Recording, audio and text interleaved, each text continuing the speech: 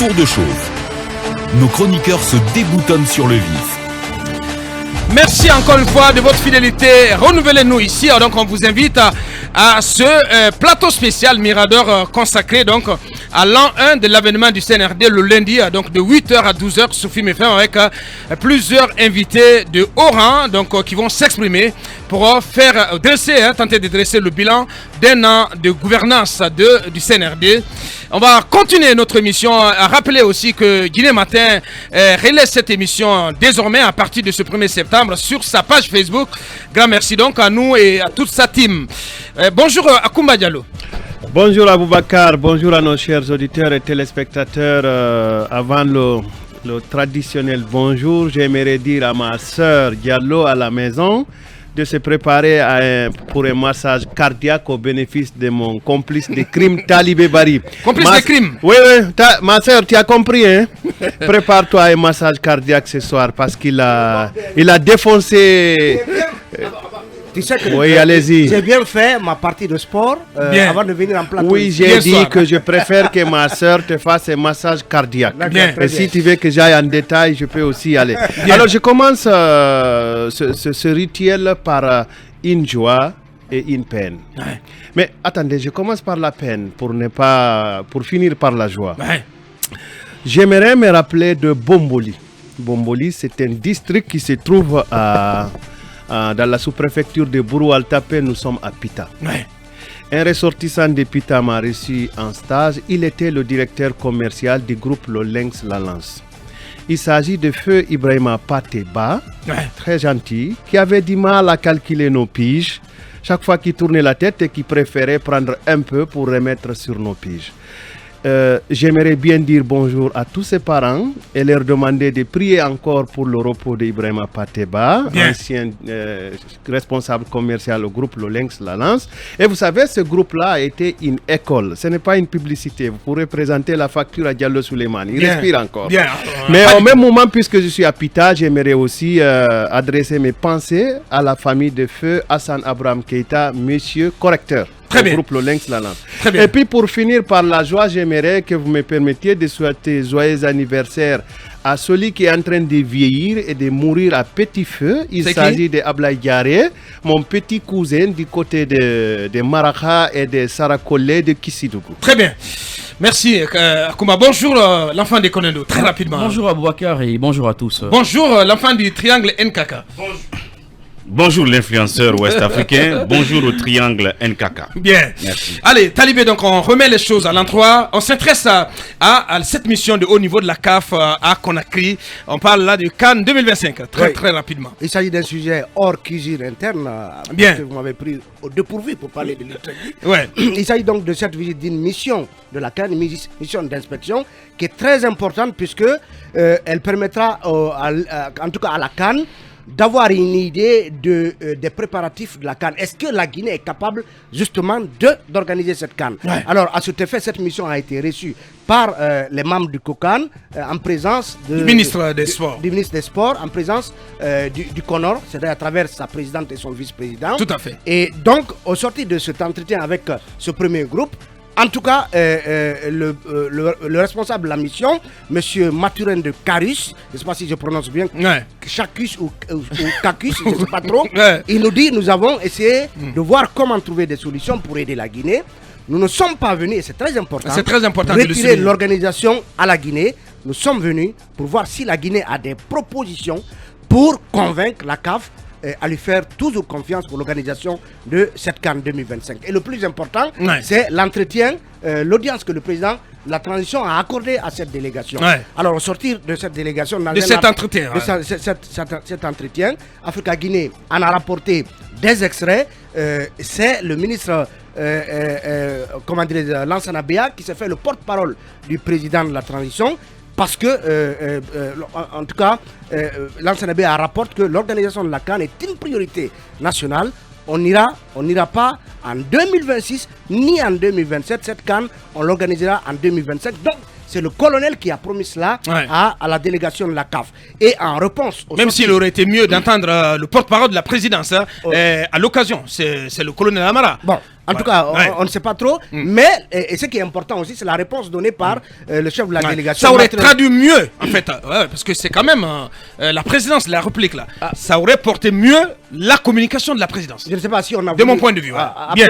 D'accord. Chacun a son avis là-dessus, mais toujours est-il que Mathurin de Chacus a dit, et c'est important de le dire pour terminer, de le rappeler, il nous a parlé en vrai militaire.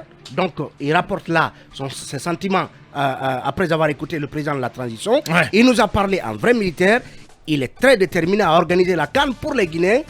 Nous irons rendre compte au président de la CAF, mais nous sommes réellement rassurés par les dispositions déjà prises par la Guinée pour organiser voilà qui est bien dit. Donc la CAF qui se montre disponible pour accompagner, appuyer la Guinée en vue de l'organisation de cette CAN, et la Guinée aussi qui essaie de mettre tout en œuvre pour être au rendez-vous de cette biennale du football africain.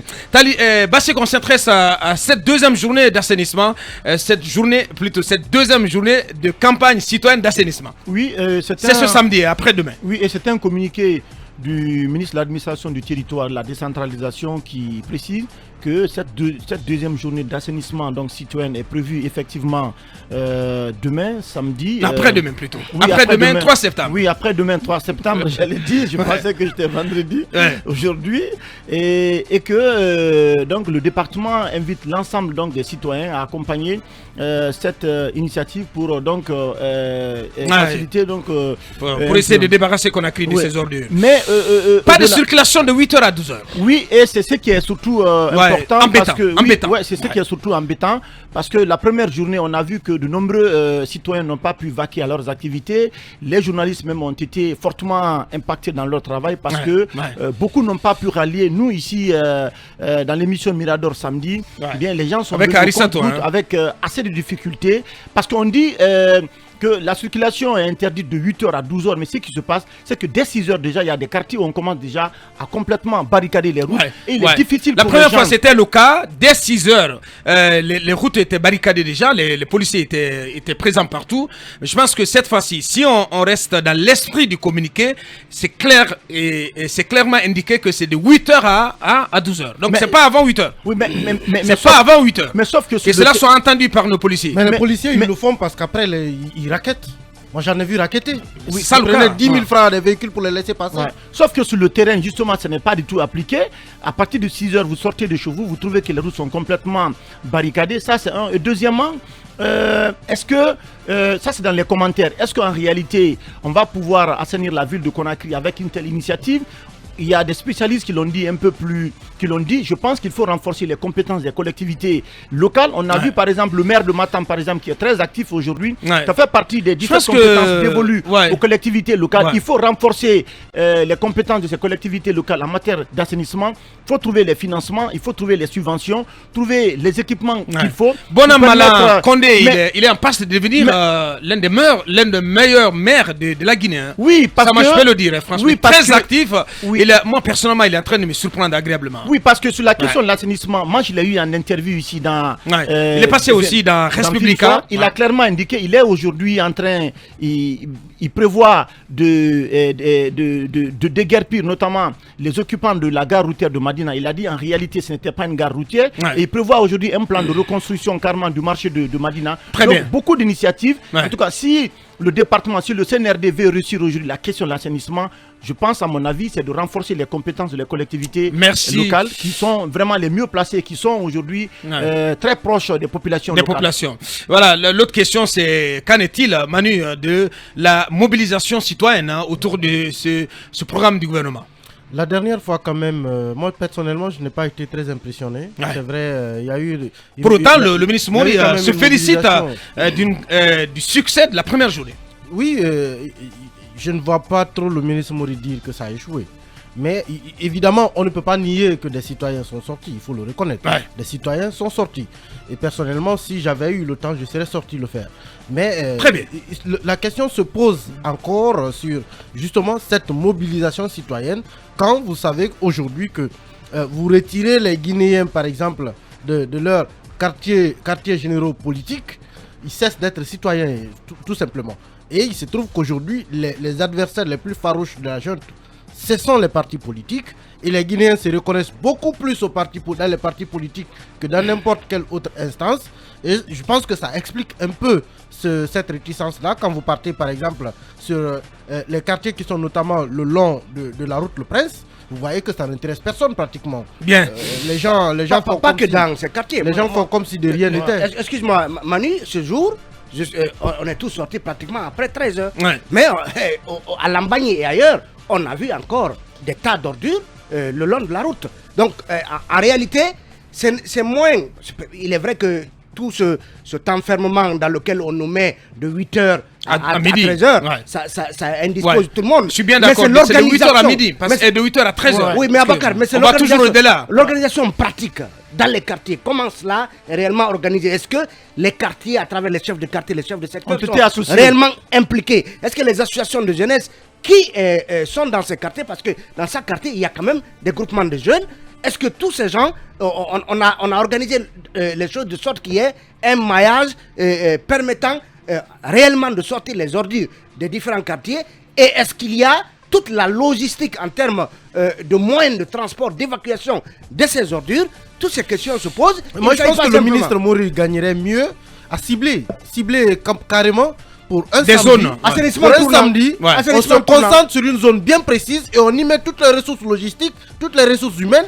Après le samedi qui suit, on se déplace vers une autre zone. Mais bloquer tout qu'on a créé comme ça, il y a des gens tout simplement qui restent la bouche tirée jusqu'à 13h. Hein. Bien.